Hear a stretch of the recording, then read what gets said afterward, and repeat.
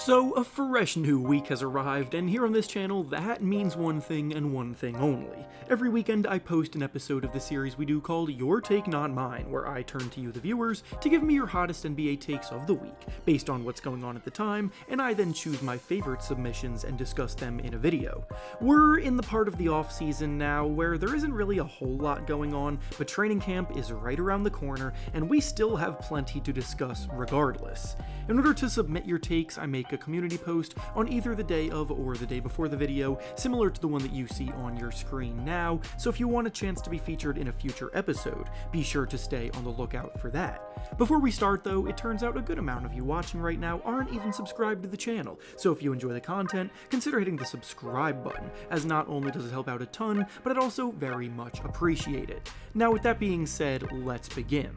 The first take we'll be discussing today comes to us from Jay, and he says that the Miami Heat are falling into a similar problem to the Golden State Warriors, where their veteran leaders are starting to trail off, and the young talent they could use as trade pieces are both not being traded and are not good enough to elevate them to contender status, thus resulting in them falling behind. He wrote a lot in that submission, but basically what he's saying is that the Heat are falling off, and they're sitting back and doing nothing as it's happening. They may be one of the most successful teams in the Eastern Conference over the last 5 years, but they also don't have a ring to show for it from all that in that time frame, despite 2 trips to the finals, and with how rapidly things change in the NBA, they've just been staying stagnant lately. Jimmy Butler has shown he can perform as well as anybody when the lights are brightest, but he's also about to turn 35 years old, and relying on him to put up Herculean performances to carry your team to a championship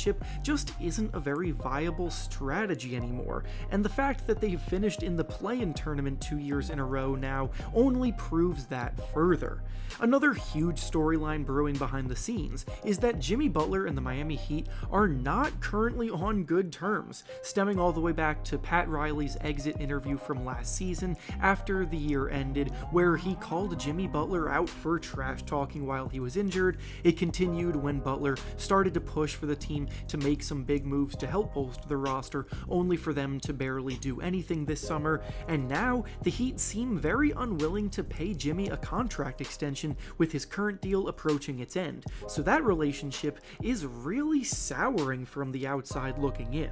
I would not be surprised at all if the Heat started slowly this year and that smoke turned into a big fire to the point where trade rumors started swirling rampantly, and Butler would absolutely be a hot commodity for another contender looking to add one final piece to make a run at a title. Basically, all of this is to say that I do agree with the original take by Jay here, because the Heat just have not shown any promising initiative to realistically believe in them. So many teams around them in the East have made big moves and passed them up, and the holes in the Heat's roster have continued to be ignored offseason after offseason, so even though I still expect them to make the playoffs, I don't view them as a team ready to make any serious noise and could low-key be on the verge of blowing things up. The next take we'll be discussing today comes to us from Lalo, and they say that the Warriors won't even make the play-in tournament this upcoming season after their disappointing offseason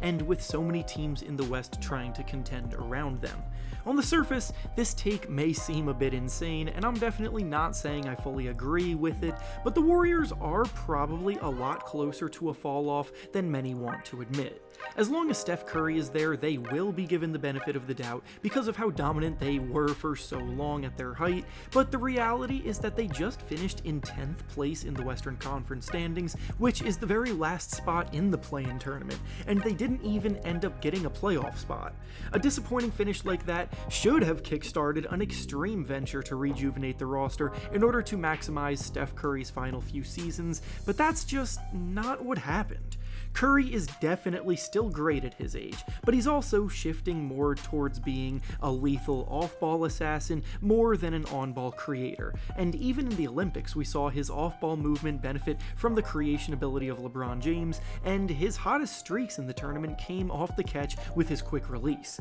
He's not going to carry the team on his back, because if he was able to do that at his age, they wouldn't have missed the playoffs last year. This summer they allowed Klay Thompson to walk because they didn't want to pay him, and they also waived Chris Paul, and in their places, the team brought in DeAnthony Melton, Buddy Hield, and Kyle Anderson, and I'm sorry, but those are not players that will come in and rejuvenate this squad, nor do they possess the playmaking skills to mesh with what Curry needs at this point in his career. With Draymond Green starting to fade from his glory days, and Andrew Wiggins also looking like a shell of his former self, the Warriors are definitely trending in the wrong direction. None of the teams that finished ahead of them in the standings are necessarily going anywhere, and behind them, they have to fight off teams like a healthy Grizzlies roster and a potential breakout Rockets team from trying to get to the next level too, and maybe even the Spurs with Victor Wembanyama taking another leap. So even though every bone in my body wants to give this Warriors team the benefit of the doubt, I can't sit here with certainty and say that they will be a play-in team for sure. And finally, the last take we'll be discussing today comes to us from a Josh Hart fan account, and they say that the Knicks should not look to trade Julius Randle, despite most people thinking that they should. Julius Randle and who he is as a player will always be a topic of contention for NBA fans because it is genuinely difficult to find an accurate and reasonable assessment of what he brings to the table. He's a multiple-time member of the All-NBA team, a perennial All-Star, and yet he's also someone who, without a shred of a doubt, has worryingly bad habits in his game that can hold his team back in big moments. On one hand, the Knicks looked really dangerous in the playoffs last year even without him, but on the other hand, what held them back from going even further was the fact that they were marred by injury and were in desperate need of another capable scoring punch outside of Jalen Brunson, which is what Randle should be in theory able to give them. But then on another hand, Randle has one of the worst playoff resumes of any star in the game today,